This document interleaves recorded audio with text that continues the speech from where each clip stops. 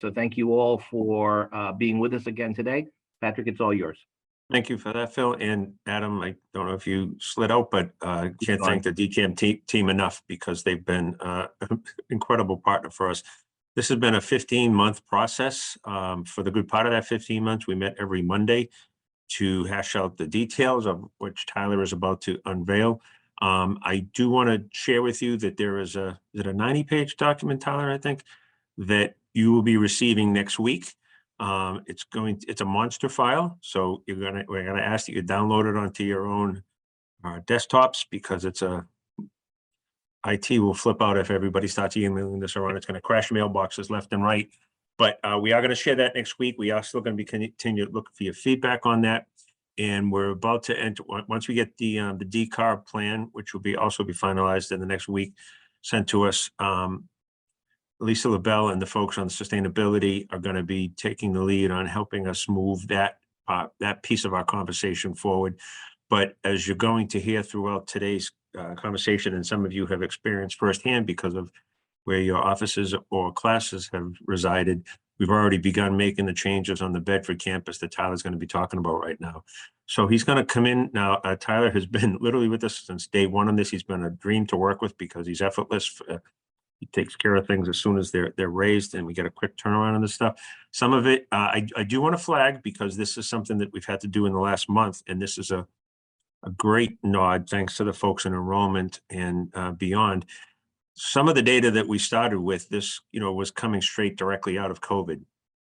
So literally when our first numbers were being crunched, we had at the time, which was what, a 70-30 split between the two campuses.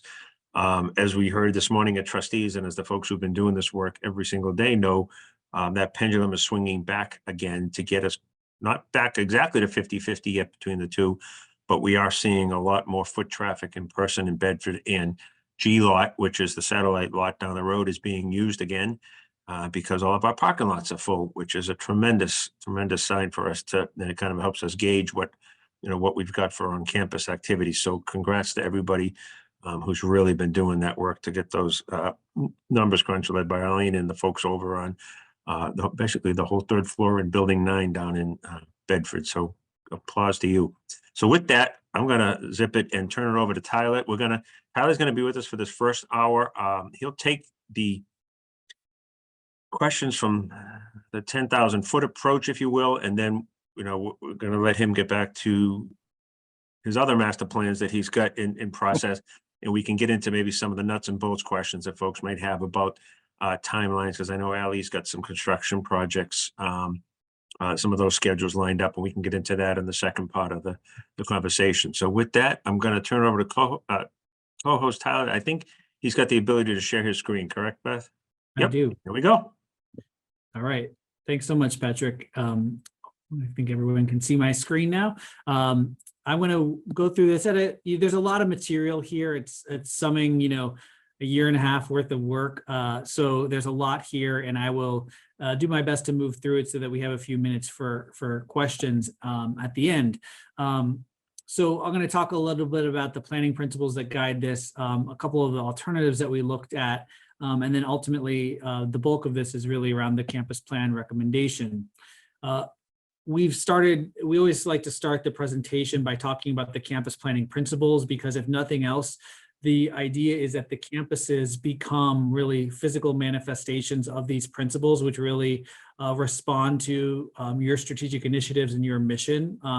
And so part of this is, recognizing that both campuses, they're unique unto themselves. While the whole is representative of Middlesex Community College, we understand the contexts are different, some of the academic programs are different. And so having this opportunity to establish unique campus identities, but then also ensuring that they all relate back to what makes this sort of a one college approach. Amplifying innovation and hybrid learning, you're going to see a lot about that today. As Adam talked about, this opportunity to decarbonize our campus system. So we'll talk toward the end, go into a little bit more detail about how we will do that. Creating an inclusive public realm. I think, yes, we want to make sure our buildings are optimized, but also the role that the broader sort of context and environment and landscape can play in really making these vibrant campuses.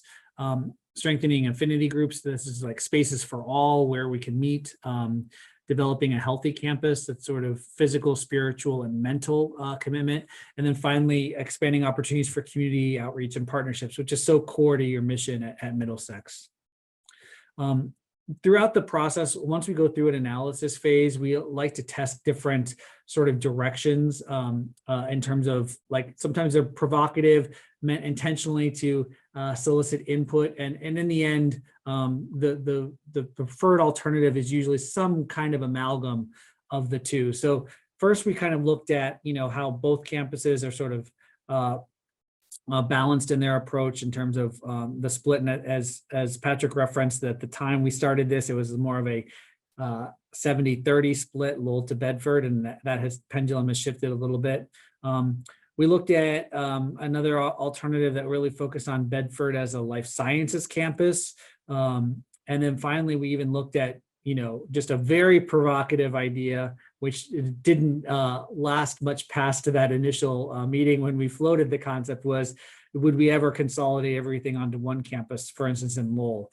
And the reason we looked at that is because of, frankly, like decarbonization and opportunities to really move the needle in that way. I think where we landed in terms of the preferred direction is an amalgam of 1 and 2, this idea of continuing to balance the campuses, as Patrick noted, the 50-50 split that seems to be we're inching towards, but having some programmatic focus within that. And so how do we develop the life sciences a little bit more robustly at the Bedford campus, and making sure that both campuses have the right amount of complementary academic student life space for them.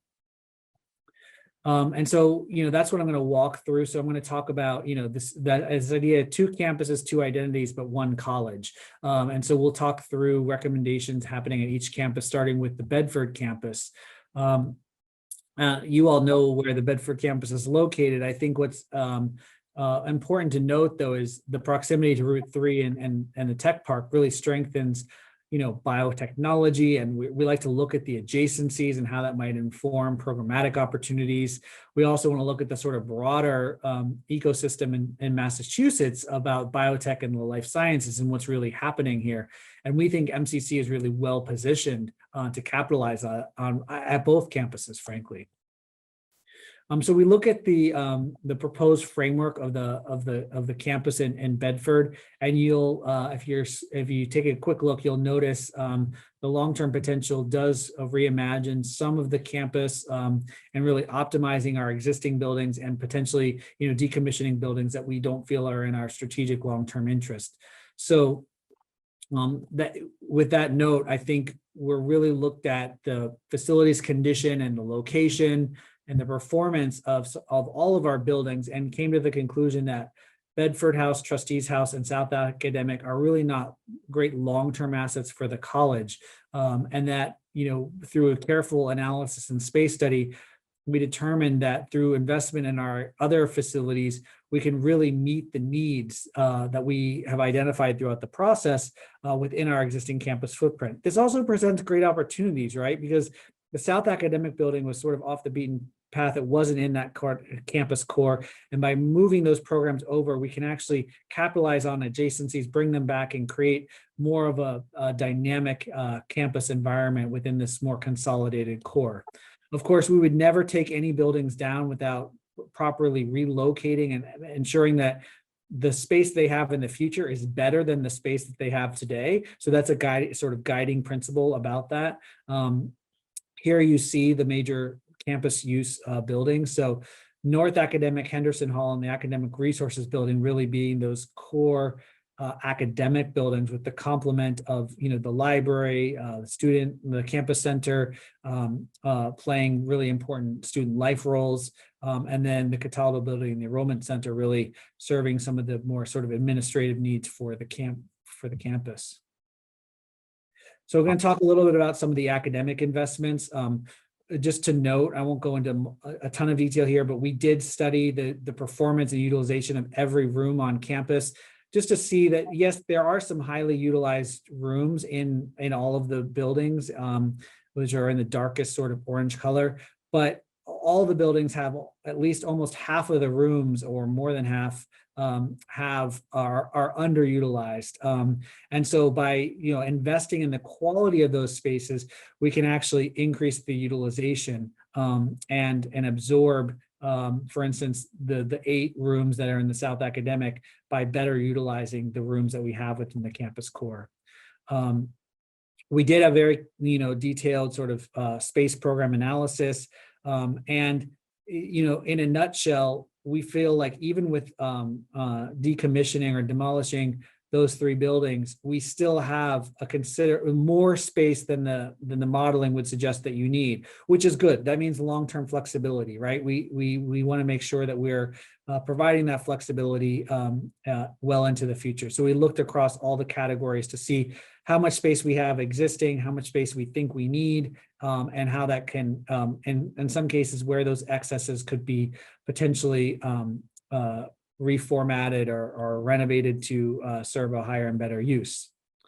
Some of this too is just clarifying or confirming what makes sense from a sort of identity standpoint of each of these buildings. So we're really trying to strengthen the identity that North Academic Building becomes our real sort of focus on active learning, Henderson Hall around life sciences and learning, the Academic Resources Building around creative learning, the Student Center around community learning, the Enrollment Center vocational learning, and then the library being collaborative learning. And then of course, all sort of at the center of this is this opportunity for outdoor learning. And so as we look at each building, this diagram starts to talk about what we imagine could happen in each of these areas of the campus in terms of the programmatic thrust. And so what we have done is really tried to, again, strengthen the identity of each of these buildings. So Henderson Hall, it's very clearly about the sciences and this opportunity to engage in the sort of the lab environment and with maker spaces, et cetera. Academic Resources is really about art, film studies, graphic design, and communications. There's our North Academic Building, has those high flex classrooms, so math, general education, maintaining music and the concert hall there. So really, again, just trying to, with the migration of some of the programs from South Academic, being really intentional. So we've done this sort of, if you look at kind of this middle column where it says existing programs, sort of a very mixed identity in terms of what was happening in each of the facilities. And so, the mapping and the space migration really aims to, again, just bring some clarity to each of these profiles for the buildings themselves. So starting with Henderson Hall, it currently houses, teaching and practical training labs, some regular classrooms, some office space, et cetera, the art studio. And what we see in the future is this opportunity, and these are diagrams. A detailed programmatic study has not been performed for the whole building, although there are some short-term or some nearer term implementation on the 3rd floor that has been studied in more detail. This really looks at a long-term sort of building restructuring. And I would note that while this is the sort of long-term ideal, that's not to stand in the way of any short-term renovations that you might want to do to bring things more into line. So this provides a sort of roadmap to guide investment, but the investment will likely be incremental over time and not necessarily wholesale done all at one time. So the idea is on the ground floor that more of this sort of open lab environment with some offices, and then as you move up into the building, more of those lab spaces, as well as some flex organized space. So this just kind of looks at, this program summary, and, the reason we've done this is to start to align what we think this building can yield long-term in terms of match with our number of desired, office count, lab count, classroom counts with what the floor plan can support. So again, final design, as you would move forward with renovations, could look different, but this again provides a roadmap for how that investment could happen. And then just from the exterior of the building, this demonstrates some of the principles we're trying to achieve of better indoor-outdoor connectivity, being able to have visibility and transparency, seeing into the space, so it's not so opaque, so you know what's happening inside the buildings. I think that's one of the things when you're standing on the quad today, it's very hard to get a sense of what's happening within the buildings. And I think we're really trying to activate the campus with that indoor-outdoor connectivity and having some spaces outside to linger and gather. We know, we live right down the road from you. We know winters are rough, but there are a number of, shoulder seasons, et cetera, that make, days like this, you can sit outside. In terms of North Academic Building, a similar sort of exercise where we looked at how we can achieve, various sort of classrooms and offices, as well as preserving the concert hall itself to see how we can align programmatically and get more use out of this building. And then finally, the Academic Resources Center, which really, again, focuses on the creative learning with, some of the large studio spaces for arts and film studies on the ground floor, some computer labs and additional classroom spaces. In terms of campus life, again, we want to add vibrancy. We're showing not only the role that the campus center plays in that, but also, ideas around the maker spaces, meeting rooms, collaborative areas, outdoor learning spaces, et cetera, in terms of how this can work as a whole reinvigorated network for the campus. Within the campus center itself, really ensuring that we introduce, vibrant student life amenities, really throughout the building, and having, those collaborative learning spaces, wellness spaces, et cetera.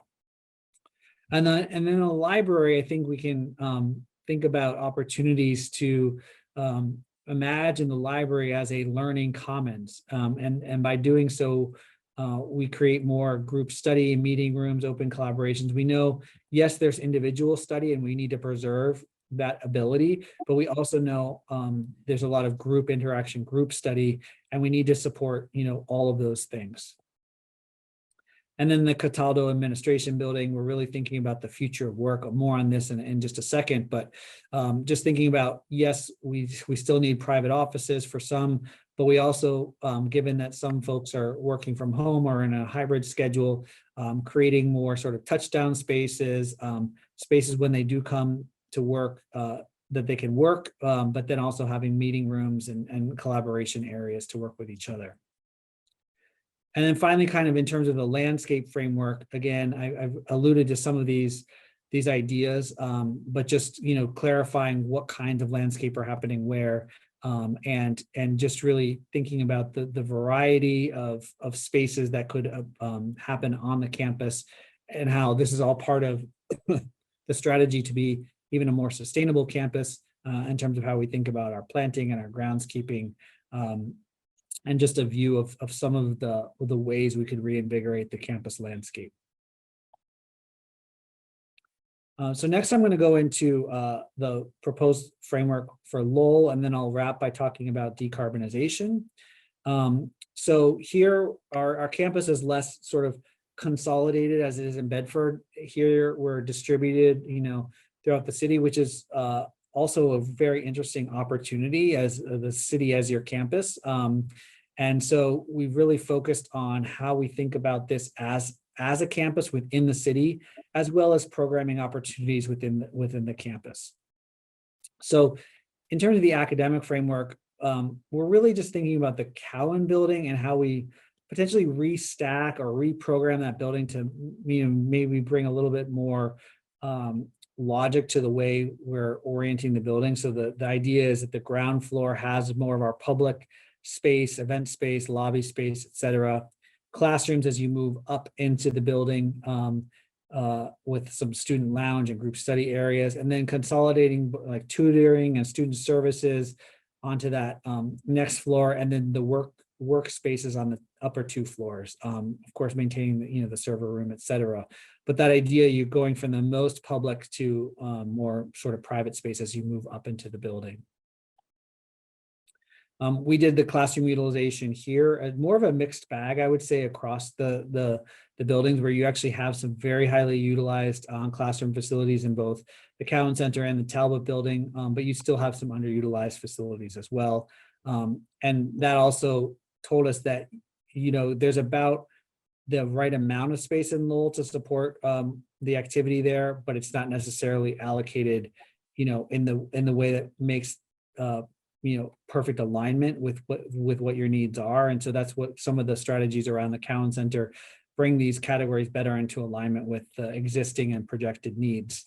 So with the Cowan Center itself, we're really looking at how do you utilize the existing floor plate to achieve the sort of classrooms that you need.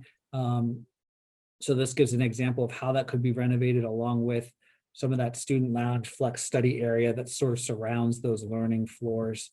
That was on floor 2 as a test fit. Now, we also want to note that because it's a city campus, there are opportunities for increased partnership, for instance, with UMass Lowell. And we would advocate, just as you are today, partnering with them and other institutions within the city. We would support continued collaboration with those partners. And then in terms of sort of the broader campus life, I think the future of work, one of the things that will be happening, and the president alluded to this, is just thinking about, it's not a one size fits all in terms of the kinds of space that are needed for workplace, and really, you know, honing in on who needs what kind of space and how you think about this as an ecosystem of spaces. So yes, they're private space, yes, conference room space, but also thinking about how support space works. How do you think about those informal areas to meet and discuss? How do you think about even like private phone rooms and that sort of thing? So the future of work is really about the work styles are highly varied, and the roles and the needs, the associated space needs, are therefore also quite varied, and we need to think about that. And so, you know, when we talk about the upper floors of the Cowan building, thinking about where we can have both, you know, workstations, private offices, group meeting rooms. And I think that any success of reimagining the office environment requires an appropriate balance of all of these kinds of spaces to really make it successful.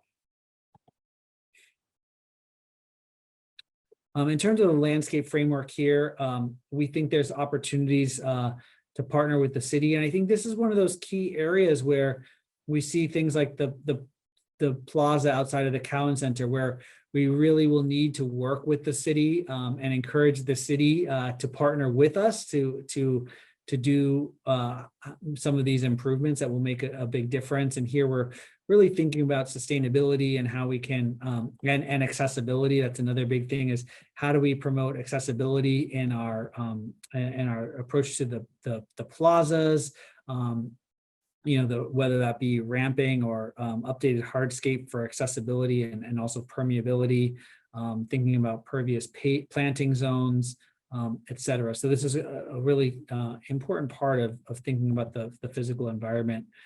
As well, I think, again, another area for partnering with the city and encouraging them to be our partners in this is even thinking about campus wayfinding. How can light installation, for instance, be an opportunity and a way to knit together these distributed buildings, so that even if they're not contiguously, you know, located with one another, that there are things that let you know that you're in a campus environment within the city.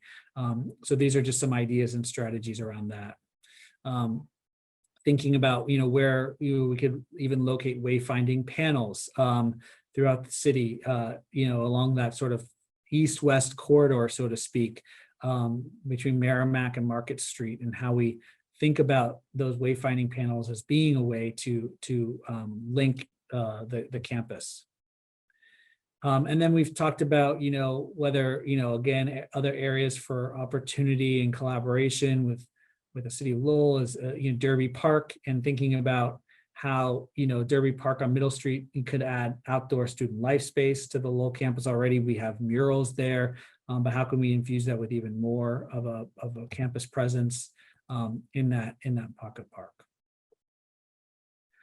So lastly, I'm going to talk about the proposed decarbonization framework. There's a lot of technical detail that is associated with this. I'm going to hit the sort of high level, but, you know, many of you know or are aware that there is a statewide executive order, 594, that really is setting us a new target and standard for institutions.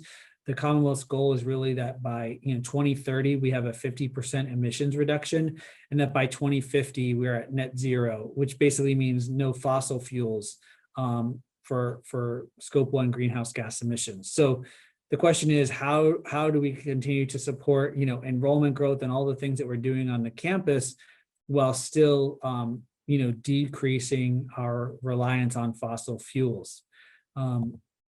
And so thinking about Bedford, I think one of the interesting things at Bedford is that you've already started down this path with geothermal, for instance, energy.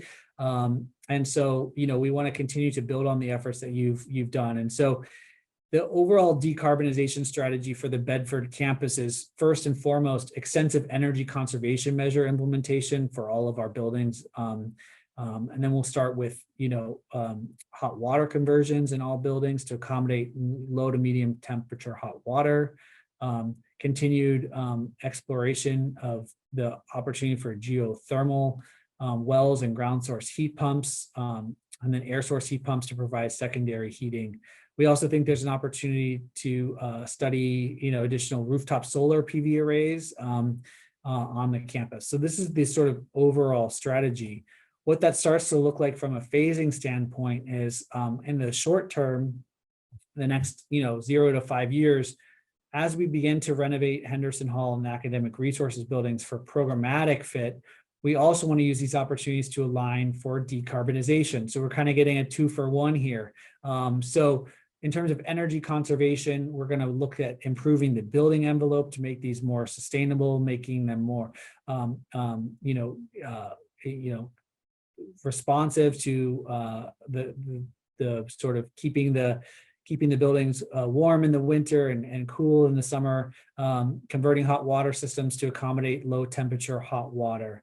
In terms of the electrification of systems, we think that the areas denoted in A and B are good opportunities to explore geothermal.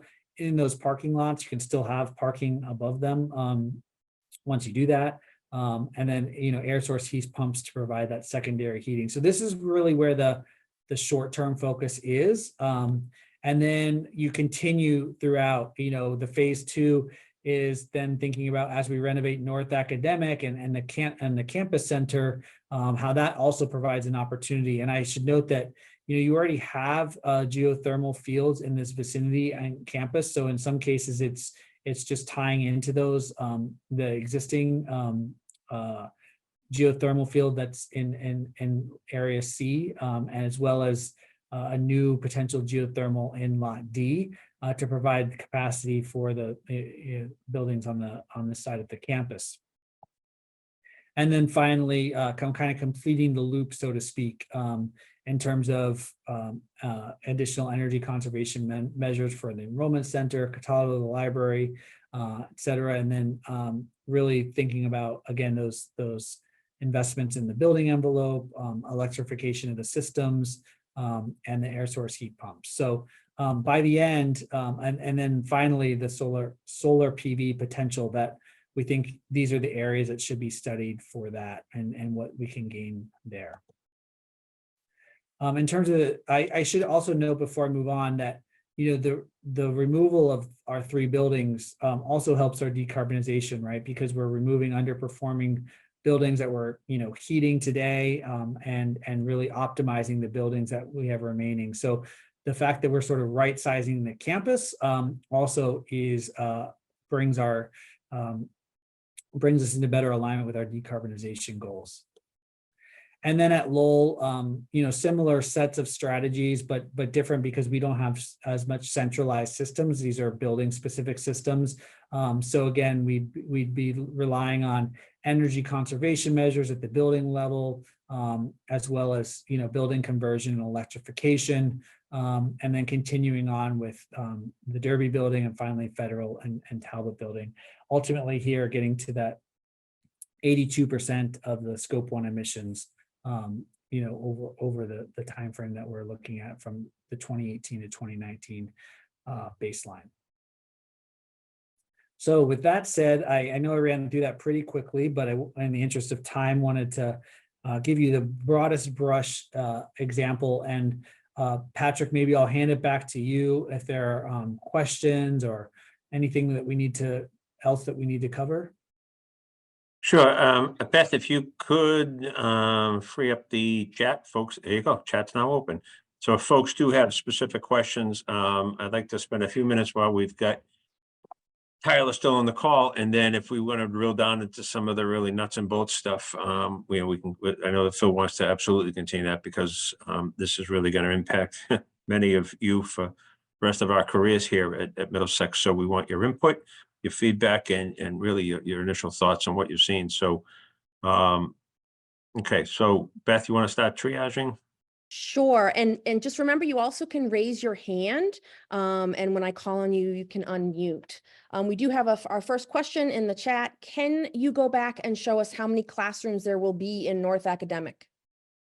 Sure. Yeah, and let me just remind you, as Tyler shows you this, what they've done is they've done examples of possibilities, right? This is not necessarily, this is what the final product will look like. Correct. Yeah. And this is what the building is telling us is possible. More detailed design studies as you would undertake these renovations would have to, occur. But we're showing about 15 classrooms in the North Academic building. So, 3 small classrooms, 3, really 10 mid-sized classrooms, 2 larger classrooms. And that's, again, if you were to move into implementation on this, you may find that you want to get, 10 in the 21 to 30 seat range, and you don't need those 2, 31 to 40 seats. So this is just our alignment with what we think today is needed. But as Patrick and the president noted, like the target moves, right, as things change. So did I do my math right? Yeah, 15. All right, thank you. Our next question, where will the Commonwealth Honors Program offices and classroom be located? Yep, Tyler's not going to be able to answer that question, so let's stick to the question so we can let Tyler go. We'll be happy to jump in with any other individual questions. What I would be honest with you about is the conversation today that's going to be really helpful is fairly high level, and it is going to be about sort of the general gist behind the change and the efforts that were going to be made.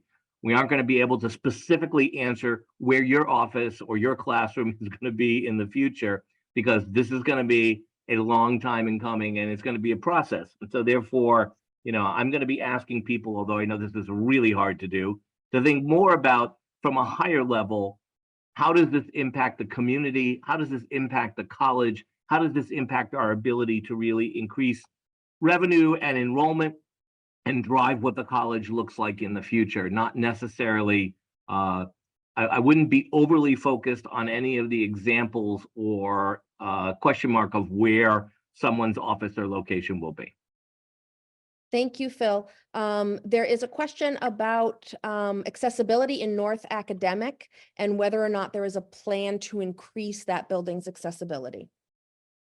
Yes, I think anytime as we undergo these renovations for programmatic alignment and decarbonization, that will, not only is it the right thing to do, but it will also just sort of trigger a need to look at accessibility anyway. So I think all of that will be part of it. And so we're thinking about accessibility in the landscape, accessibility of the buildings themselves. Great, thank you. There's also a question, Tyler, about one of the graphics on the slide. Sure. The enrollment center slide, there was a circle with a number 2 inside, and it looked different than pie graphs. Can you elaborate on what that means? Let me go back and see. I'm just trying to think. Tyler, I think it's down a little bit further down. Scroll down on the left there. Okay. I think it was the one. It was the 2 that was kind of floating in a parking lot. Oh. Go down a little bit.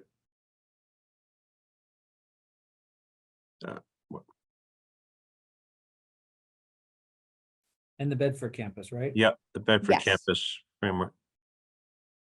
There was just a random number. Yeah, there it is.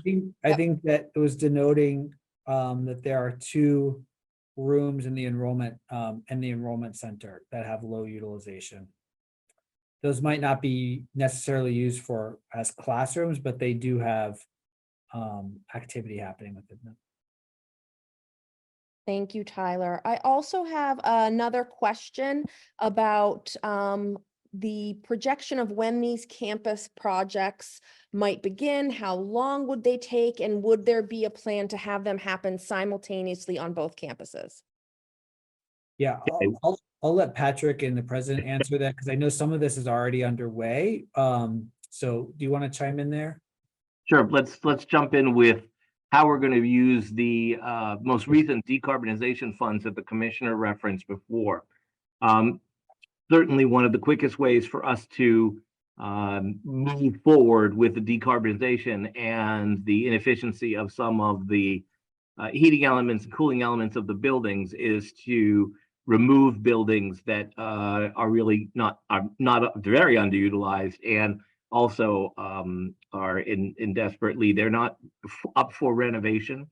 So our first step would be to use that decarbonization funds for the Bedford House to be decommissioned, torn down.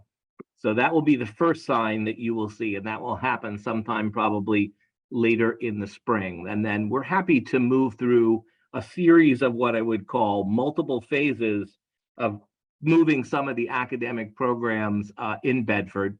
And there will be conversations about that as we move forward. And we're working initially with some of the chairs and coordinators of those programs, the deans, and the provost. So those conversations will happen a little bit this spring, but some of those initial moves will happen this summer, especially in Henderson Hall, which is why I think that there's been a lot of conversation about how we actually can still utilize Henderson Hall and get the work done that needs to be done, both on the biotech front with that project, the roof project that needs to be completed, and what can be moved. And I think academic resources is another opportunity, the opportunity to move programs out of South Academic into perhaps their rightful places. And again, that doesn't necessarily mean that the full renovation of any of these buildings will happen right away, but there may be some minor renovations that we can accommodate on our own without a capital project.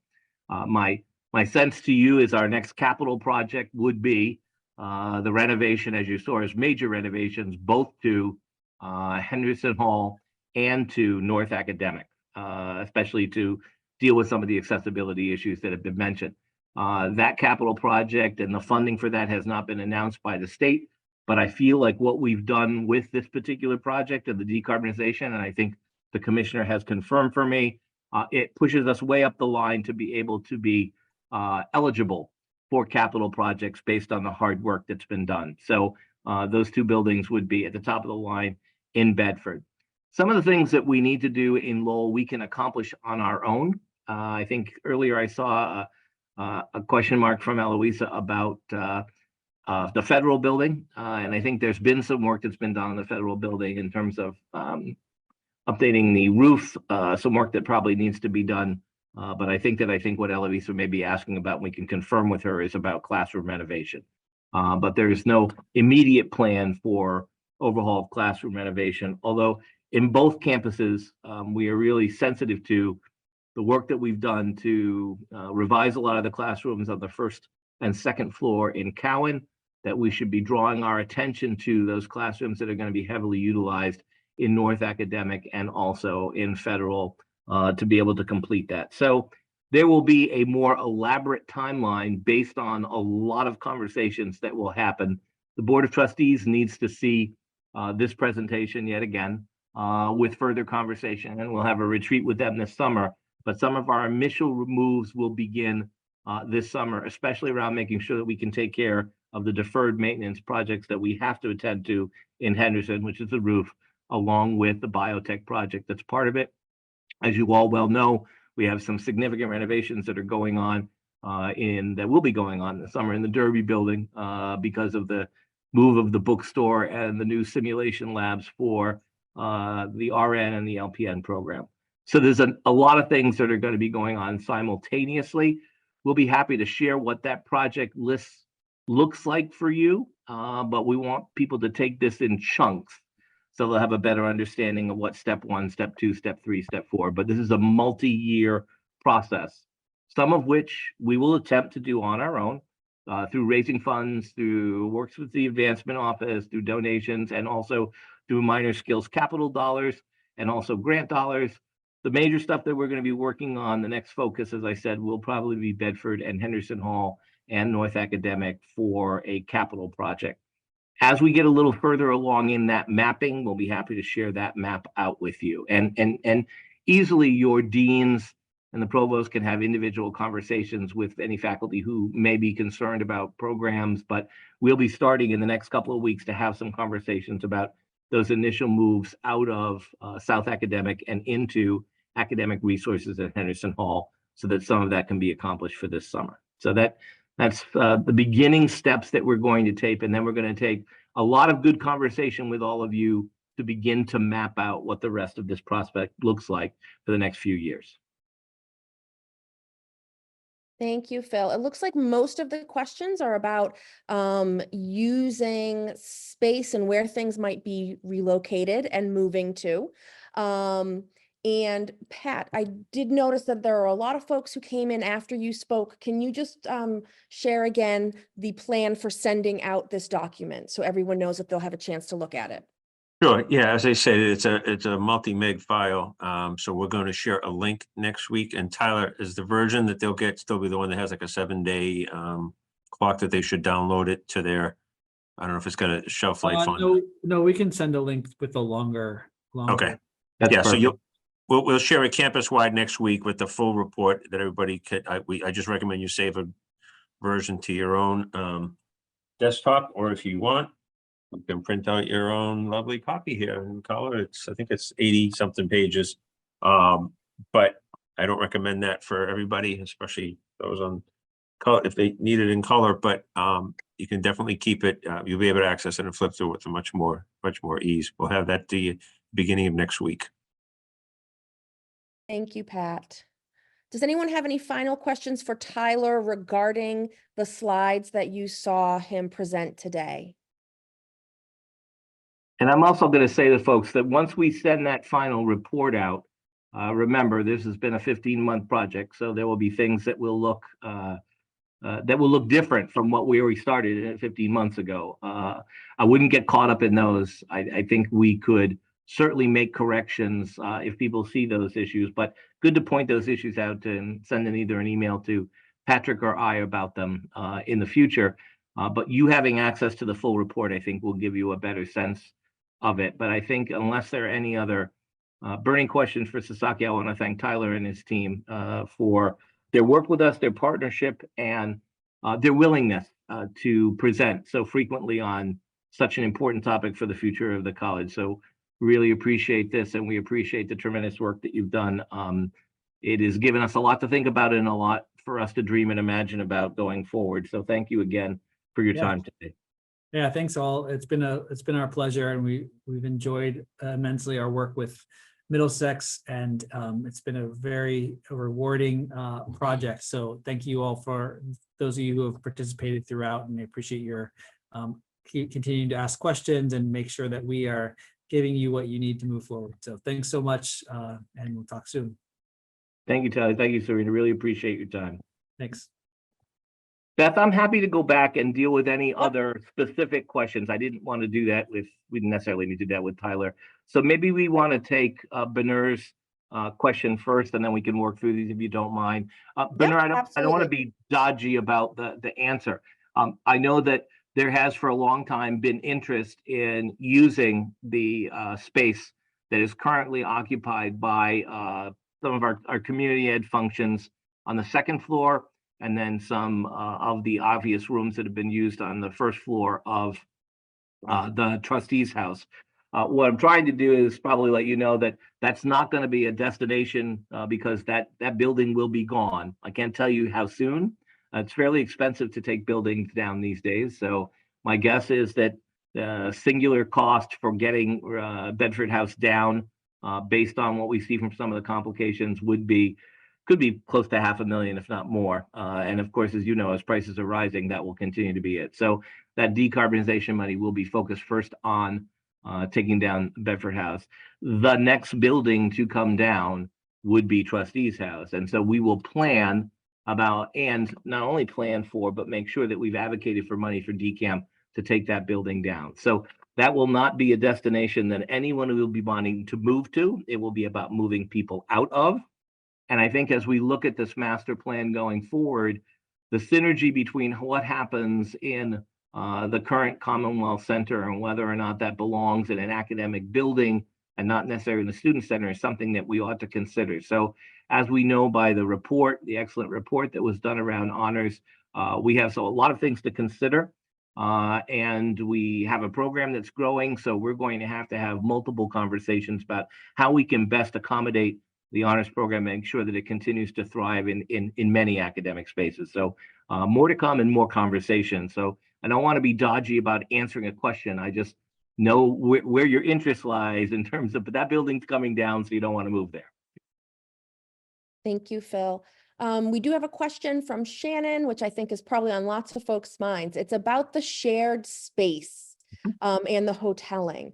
Wondering how that will work, considering so many of us have casual drop-in conversations with students. And these are conversations about private, personal things. Will we be expected to find an empty meeting room? Will we share closed offices based on telework schedules? Yeah, I think there's going to have to be a lot more conversation about what the future of telework and what the future of hoteling looks like. And those have to be parallel conversations. And Shannon's questions are excellent ones. In fact, they're excellent ones because we have a lot of unused office right now.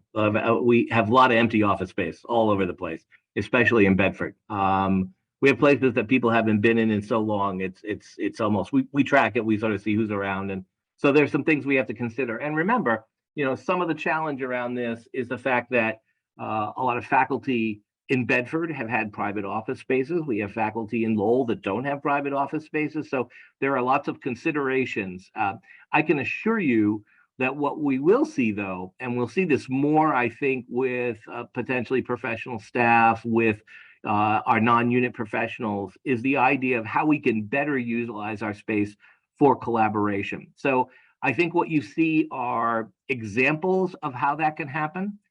There are examples across the state where there have been these collaborative spaces and hotels being used, and in the New England region that we can visit. So we won't have all of the answers to how that works. And in fact, we have to do a really thorough analysis of what we're currently doing with telework. As I've said many times, we implemented the telework policy as a blunt instrument. You can certainly blame me for that, to identify a maximum number of hours that anyone could telework.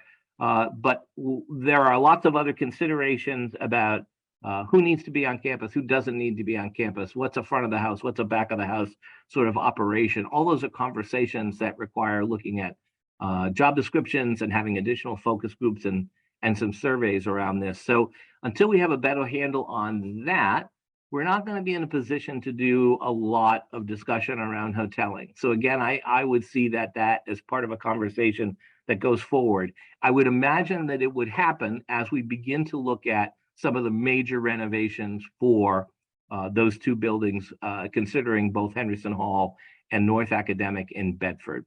And I think that the idea that we've had a lot of conversation recently about the duplication of offices, both in Bedford and in Lowell, and the inefficiency of that, heating and cooling multiple offices for people who are either here or not here. So it's a deeper conversation that we have to have. It's going to require a lot more analysis, and it's going to require a lot more time. So no, I don't really see any of that happening overnight, but I think it's part of a process that's going to take us the next couple of years to get to a better space about how we can create collaborative spaces for us to learn, and how we can also accommodate those individual private conversations that one needs to have with students. I think this is a big challenge for a lot of folks. And I think the idea of moving from a time when everybody had their own private office with a key and an opportunity to use it, and I've already seen it change.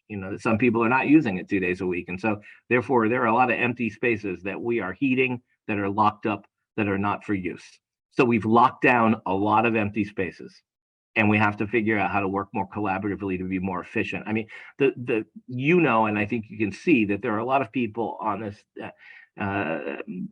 lots of people who are very concerned about the issue of sustainability. We do have not only the mandate from the state, but we have an ethical concern about the fact that we are heating, lighting, and air conditioning buildings that people aren't in.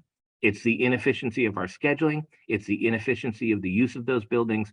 We've always been good stewards of these buildings. They cannot continue to operate, heating them and air conditioning them in a way that is not more efficient. This is about decreasing fossil fuels. I don't think we could have a long debate about what's going on with the planet. We're seeing flooding. We're seeing a lot of issues. I think that the bottom line is we are all beginning to see the real impact of what is happening with the use of fossil fuels. And I think that this is a concentrated effort by the state. And imagine having to be the commissioner where you have to turn around and make sure that every single one of the buildings that's owned by the state goes through the very thorough process that we've had to go through here. So when the commissioner talks about us being a poster child, I think that we may end up being the poster child for a lot of things. And it will just take us a while to work together, to have good conversations, and to figure out some of the details of private space, public space, and how that really works and who's entitled to what. And those are going to be great conversations. They're going to be challenging conversations, but they're going to be great conversations. But I will tell you, and I've told you from the very beginning when I started this job, that I don't like anyone to get too comfortable where they are, because there's a chance that somebody's going to have to move. Many of you have had to move multiple times. And at the same time, what we had in the past, whether it were your number of FTEs or your private spaces or whatever, may not look the same for the future.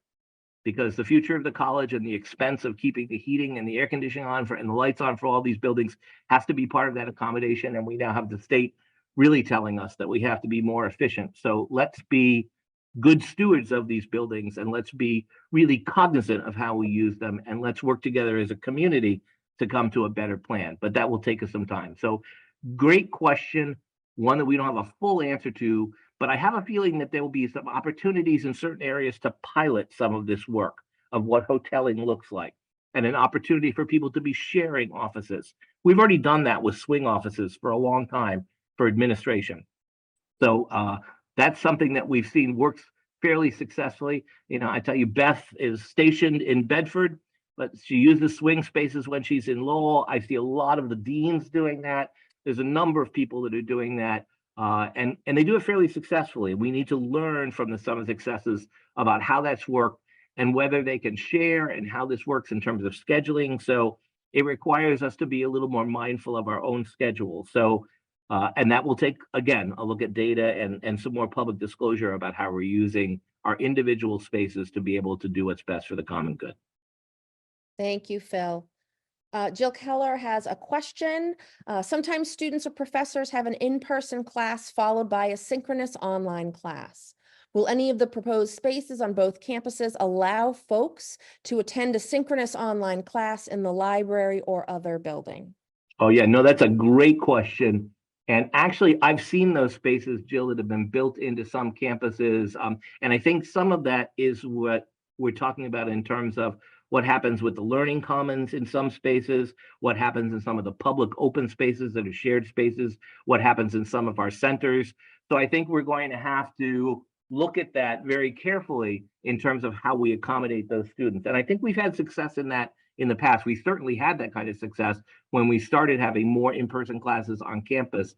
And I think as we move and expand and continue to do the work with the bring your own device process and making sure that we have spaces in libraries and other spaces for students to be able to jump into an online class and be effective in that environment wherever they may be, that's going to require us to rethink and reimagine some of those spaces for students to do that. So it's an excellent point. It is one that we have to consider. And I think we have to consider it on a couple of fronts. We need to be looking at it from a scheduling point of view, but we also need to be looking at it from a facilities point of view. Thank you, Phil. I do have a question about if you know where the IT cybersecurity server room, labs, and faculty's offices will be located. Those are the ones that are currently in the Pollard building. Yeah, there's a number of conversations about, the cybersecurity program is inhabited by students that are mostly in Lowell. So moving it anywhere else is a problem, and that becomes part of the challenge. We've had good conversation about that. That cybersecurity program also has opportunity with the cloud-based work that we're doing. with how we schedule access to the server that the students are working with doesn't necessarily need to be the same time. So there's a lot of considerations about where that goes. We've looked at a number of spaces. We've looked at a number of possibilities for co-location, especially with the Learn and Earn program with IT and the help desk. And so I think we have a number of possibilities. It may just take us a while to figure out exactly how all of that is going to work. In fact, it would be great to have the strength of the cybersecurity program increased with new faculty and expansion of the program. So it's a program that could actually run in both Bedford and in Lowell, because we know that the workforce demand is going to be out there. And the fact that we're all going to have to be better at cybersecurity is going to be important. So number of discussions, and I'd encourage whoever asked this question to be working directly with their dean and the provost for continued conversations about what we believe may be the best location. And how do we work through some of those disagreements about best location versus and co-location. But we want to make sure that we have, as we've had in the past, faculty offices that are close to those classrooms. So it will be a challenge to determine that. But we've done a pretty good job of working through some of the temporary issues that we've had to work through with moving out of the lease in the Pollard building. But I think we will need to continue to think about what is best for the program programmatically. What does our data tell us of where those students are coming from? How do we best accommodate those programs? So if people think that there are, if you're all asking if there are plans done, and the answer is nope, that's why we're here having these conversations, to begin the conversations about some of those plans. And so again, I would encourage people to continue to have conversations with the deans. And I would also say something else that's really important, and I'm really honest about this. We may make a lot of errors about where things get moved, and we're trying to be very deliberative about that. I'll give you the perfect example. I have no idea how the bookstore in Lowell on this campus what was located on Middle Street and why that happened. Like, I wasn't here at the time, don't know why it happened, but it never had any foot traffic. It took up a lot of space. It's a palatial space, quite frankly, over there, given to a third-party vendor. Never understood it. The best place for the bookstore is where the students are, and a lot of the students are in Cowan. And in fact, the opportunity the students see that, and the bookstore has a much smaller footprint. And I'm sure that some folks in corporate were not happy about that, but was determined that that was what needed to happen, and we made the renovations. And now we have a beautiful space in that Derby building to really repurpose, to really focus on the academic programs that need to happen there. So sometimes, and you all know this, those of you who have been here a long time, know that the history of this campus was to continue to innovate, to add new programs, to do new things. And in doing that, sometimes those programs ended up in a space that was available.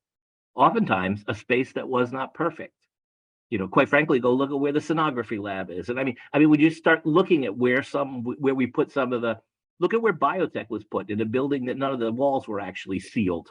You know, working with them. So I guess what I would say is, we have to be scrappy about this, and we have to think about what's best. Nobody wants to move 6 or 7 times. I get that. But the most important thing is we have this opportunity now to co-locate and to create synergy amongst programs that will be working together. And so that has to be carefully thought through. And I think that that's what we get from the Sasaki plan, is to really, how do we refocus some of those programmatic areas in the Bedford campus? It doesn't completely do that with all of our academic programs in the Lowell campus, but I think it's going to be important for us to consider through a planning exercise exactly how that happens. The facilities master plan is not designed to give us all the answers. It's not going to tell you where your office is going to be or where a classroom is going to be. It's going to give us a roadmap to have good conversation. Phil, this is Sayeda who asked the question. Yeah. So Okay. I asked the question about the cybersecurity lab and server room. That's good. Thank you. Thank you for answer. Right. Thank you, Phil. Pat, I'm going to throw this question to you. Can you just share what spaces will not be available in Bedford this summer? And this comes from Camille in admissions. She's thinking specifically around campus tours. Oh, okay. So Camille, if you got a pen ready, you're gonna get this in a document next week that Allison Chambers and Christina Kelly have prepared. If I can, I'll try to see if we can just attach it to the master plan. But if you're ready to scroll, I'll give you some quick timelines on what people can expect. Really, I'd say for the next 18 months, if you will, of projects, but specifically what buildings would be affected by where you'd be touring. Let me start with. Okay, so the roof of Cowan is off limits as of June. So don't be taking any tours up top here from June through November, if you can avoid that. The campus center is going to be a big impact for you on Bedford. That's getting a complete roof replacement beginning. Let me throw this out too, I'm sure as a caveat. We're trying to do all of these around finals schedules. We're trying to create a minimum impact to when the finals will be wrapping up. So Kayla's been working to take a look at where we know finals are scheduled for certain dates, because if we can even buy a week during the course of May, it's going to help us on the other end of things. So we're trying to really push these as close as we can to the last day of completion for activities for those spaces. But the campus center is going to be closed for the summer. That's getting a full roof replacement. So that'll be offline at the end of May with the expectation to be opening before the end of August. So we won't be able to use that space for the tours coming through there. We're doing fire alarm system replacements. Those begin in June, but those don't impact what you're going to be doing for tours. Neither do the fire pumps. The Henderson Hall, the biotech labs, the plan that we've got on the schedule has that commencing as early in June as we can, but that's a 12-month project. So that's going to run into the certainly through the spring of 25. That's up on the third floor on the L sticking out into the quad of Henderson. Over on Middle Street, thanks to the work of everybody in the nursing program and our ability to expand, working with Bourne, whose acronym I forget, Board of Registered Nurses. There you go. Okay. We have vacated the ground floor of Derby already. Like Phil referenced, the bookstore has been moved over here during the break by facilities, and construction on that is slated to start at the end of March and run through July, with the aim of having that new sim lab that all the nursing folks have been working on ready to go commence with the start of the semester in September. So the ground floor of Derby is kind of out of commission. And then the last one, which I know will bring a tear to some of the eyes, is that Bedford House demolition. Not that I can't imagine there's any version of a tour, Camille, where Bedford House was part of what Oh, I we hope not. showcased. So I hope that doesn't impact anything, but as far as we're concerned, take it off the tour circuit now. We are trying to get this done because of some work that was referenced by the commissioner to get as much done as we can in this fiscal year, because of, being able to expend some certain money. So our goal would love to have that down by July, but it's essentially for right now, for all intents and purposes, it's offline. Hope that's helpful. That's I think that's the overview of the major projects. Yeah. Beth, you're on mute, but I can hear you through our walls. There's a question. Do you have any information about the second floor of Derby? The second floor of Derby.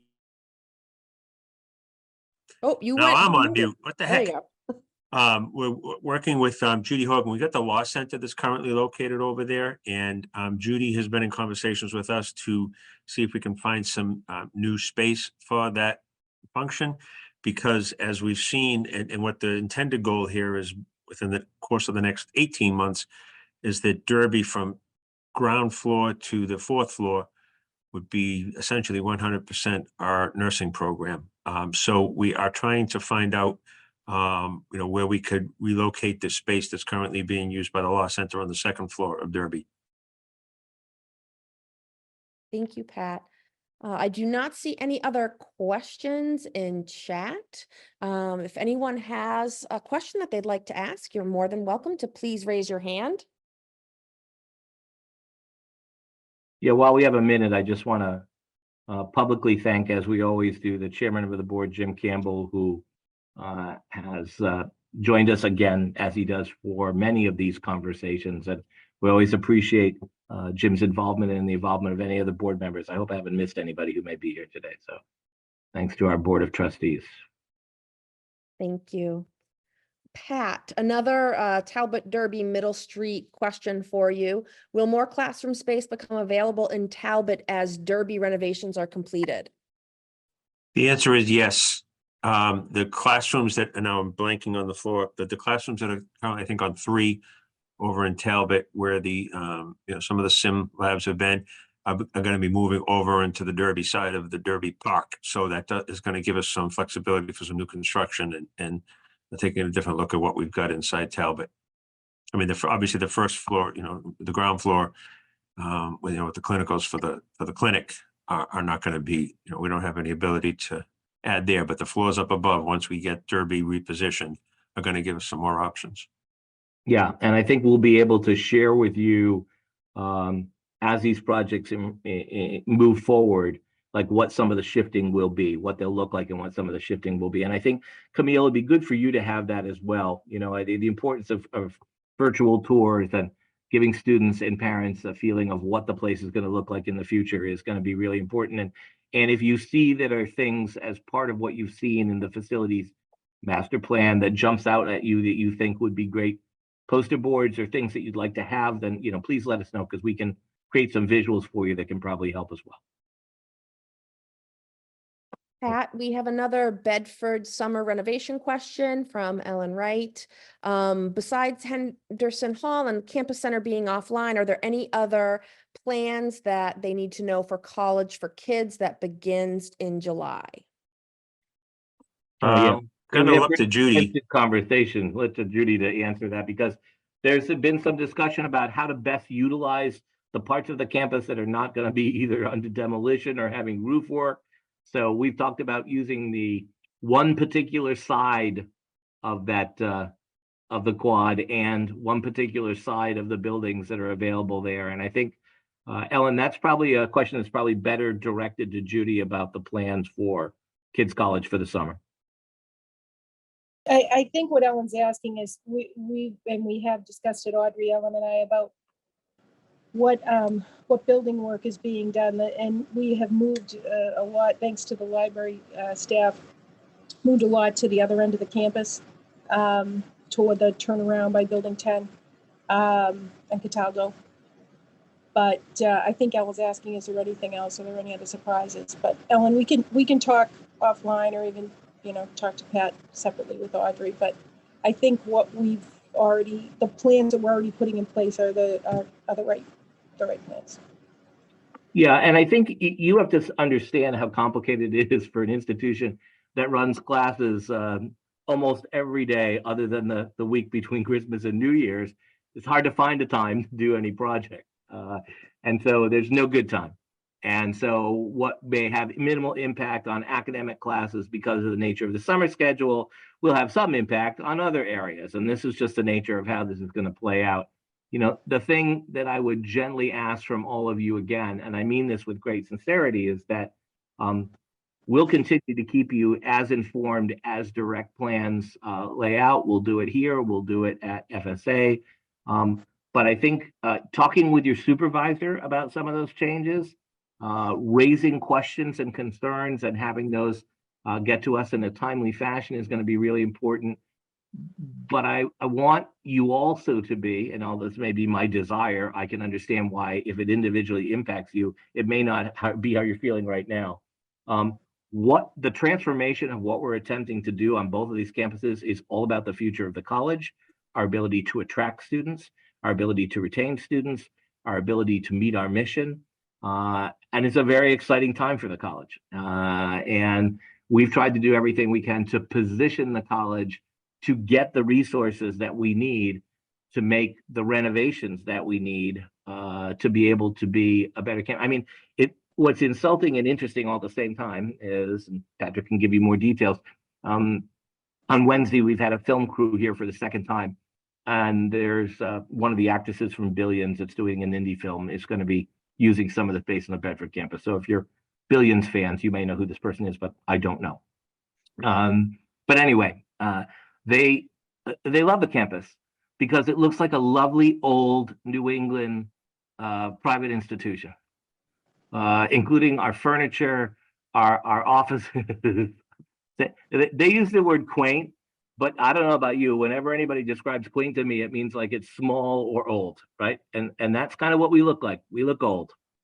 So we desperately need the kind of resources brought into the campus to be able to do this. So these plans have been designed to bring attention to the fact that we intend to innovate and that we intend to think more carefully about how programs are put together and to utilize the space that we have. And we did it at a time post-COVID that seemed really important. So I just want to make sure that as we try and answer your questions, we're not going to have all the answers. And we're not going to have all the answers overnight, especially for a facilities master plan that could last for the next 15 years.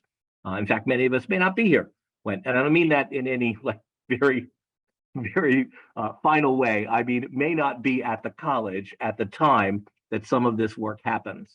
But I do want us to continue to think of using the viewpoint of what's best for the college and what helps the college move forward, and not necessarily where am I sitting and what happens to my space or my classroom. I understand that that's a natural human reaction. I get it, completely get it. And if you've been here for a long time and you've been in a building like Bedford House and it was where you lived, I'm sure that there will be people who shed a tear. It's an old building that has not been renovated. And, you know, there are elementary schools that look better than Bedford House. There is no reason for us as a college to be continuing to have some of the resources that we have in terms of facilities.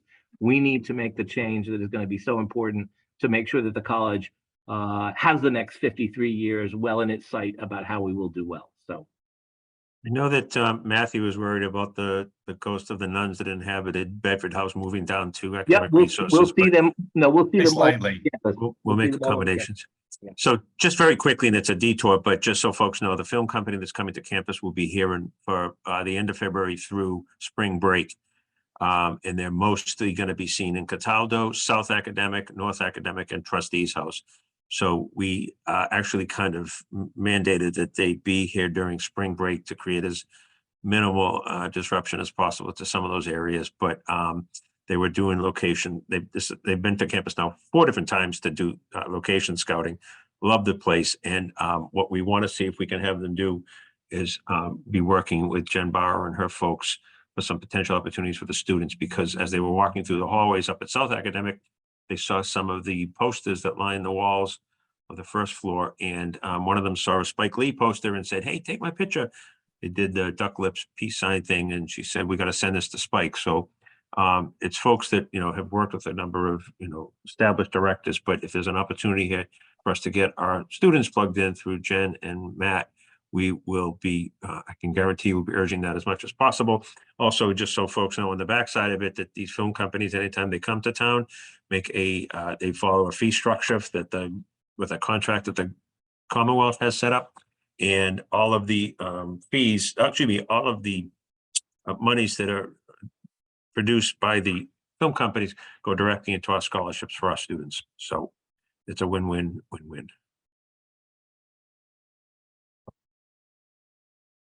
they want to use my office. They told me it was too clean. I thought that was pretty funny. They need to dirty it up a bit. They said they got to make it look messier. Phil, there are no new questions in the chat. Great. I want to again appreciate your time, appreciate your thoughtfulness. I think this is an exciting time for us to dream a little bit. No, the front part of Henderson Hall is not all going to have glass on it all of a sudden. And no, not every area of the college is going to be renovated. We don't have the resources to do that. And I can assure you the state doesn't either. But what I will tell you is that we are beginning to imagine what the college is going to look like and be like that will sustain us in the future. And I really appreciate your questions, your input, your thoughtfulness. Keep feeding that to your deans. Have conversations at your department meetings. As we get this report out to folks, we're happy to do some road trips and to have people, imagine with us about what some of those areas look like in the future. And again, thank you so much for your attention to this. If any of this information is foreign to you, it shouldn't be. There's been multiple critical conversations that have been taped. Those are all available on the website, as this one was. And please continue to send your questions and concerns to us, because it's the only way that sometimes we can know some of these small issues that you've raised. And like today's conversation, Camille, about the tours is really important. So I appreciate the conversation about what's going to be some of the disruption and how it's going to impact the work that we do every day. So I appreciate your patience. I appreciate your passion. And I appreciate your ability to dream along with us. And I hope you have a great rest of your afternoon.